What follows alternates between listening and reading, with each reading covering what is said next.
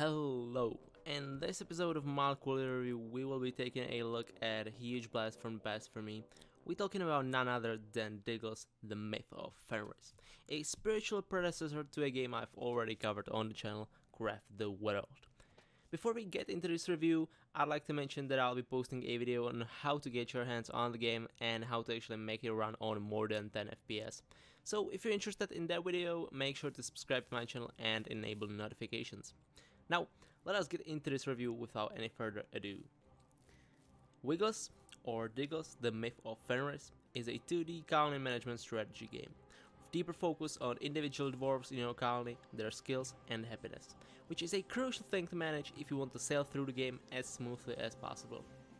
Compared to the aforementioned Craft the World, it isn't afraid to delve deeper into the colony management territory, and I believe it manages to replicate the overall mood of such an expedition, like capturing the mythical Fenris, very well. Your colony faces many hardships along the way, and it isn't always sunshine and rainbows, despite your guide being an elven fairy lady. But I'll elaborate further a little down the line. Another game I could compare Diggles to is a rather new release, called Hammerdink, which I have yet to try, but once I do, I'll make sure to review it as well. With the similar titles out of the way, let's focus on the core gameplay a bit more. This game, as mentioned before, revolves around managing your colony on a quest to capture Fenris and get him back on Odin's leash, literally. And why exactly are you undergoing all the troubles to get Fenris back? Well, you want your Wiggles, Diggles, or however you want to call them, to earn a beard, to become proper dwarves. Yes, I'm not making shit up, that's all canon. Your colony starts off small, with fireplace and a dream, and a magical guide, and pickaxes, and some food, and as you progress throughout the game, you develop your technology all the way up to hoverboards and lightsabers. But don't get too ahead of yourselves. In the beginning, you'll be having a trouble finding a Wiggle that can even dig, let alone overclock his brain to the point of being able to invent stuff. So, as I said previously, the most notable aspect of the game is the colony management. Your dwarves require proper nutrition, enough sleep, and enough enjoyment in their lives. I know, it's absurd. Your slaves trying to live a fulfilling life outside of pursuing the goals of their supreme leader really disturbs me. That said, managing your dwarves can get kind of complicated, as the requirements for a fulfilling life grow with your technology level. Colony members happy with tent and a nice conversation eventually evolve into people who are permanently depressed despite watching TV and playing bowling every chance they have. TLDR, needy people are annoying.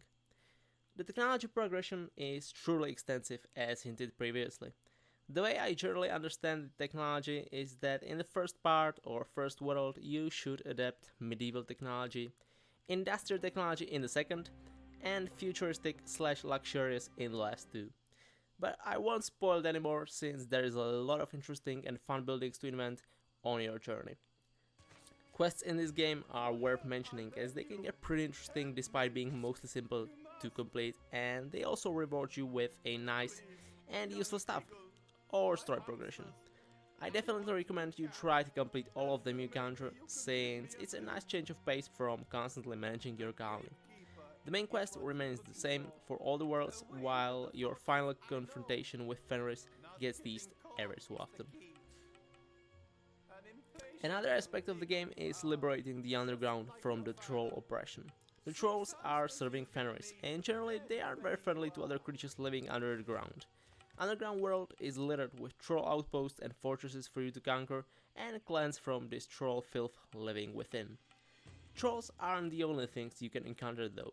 Who knows what can be hiding in the dark and vast caves of the underground.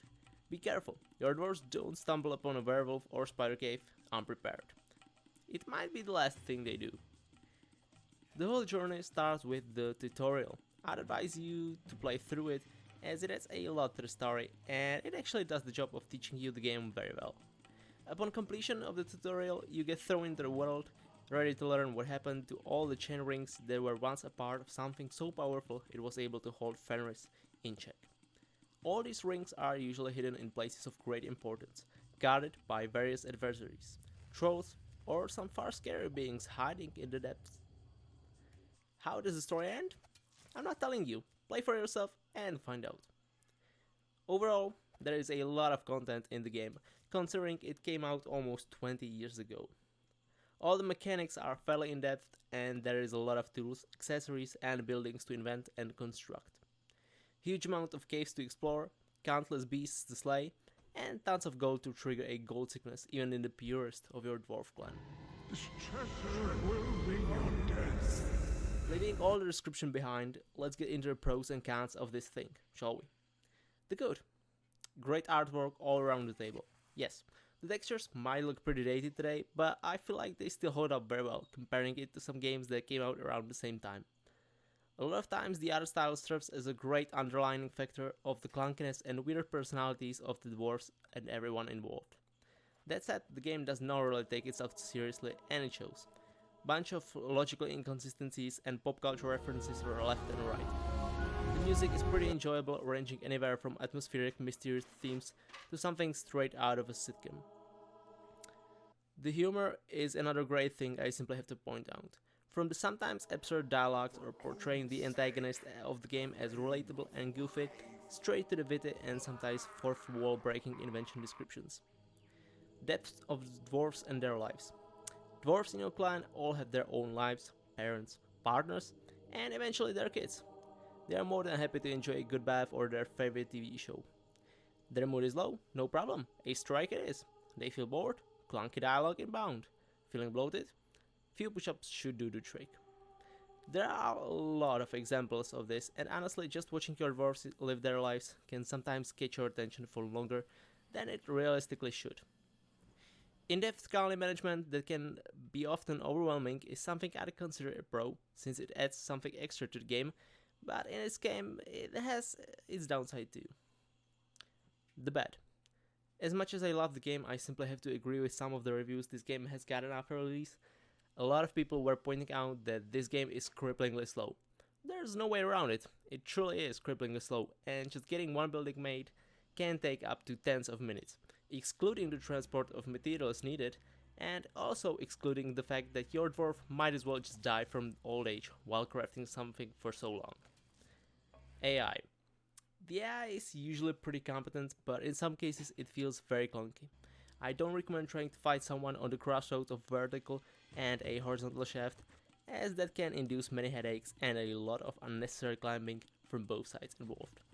Your dwarves also usually fight until death, which is in some situations pretty useful, as you don't have to deal with half your colony running around the place. But it simultaneously passes the responsibility of micromanaging your dwarves and their HP to you. That is, if you want to minimize the casualties as much as possible.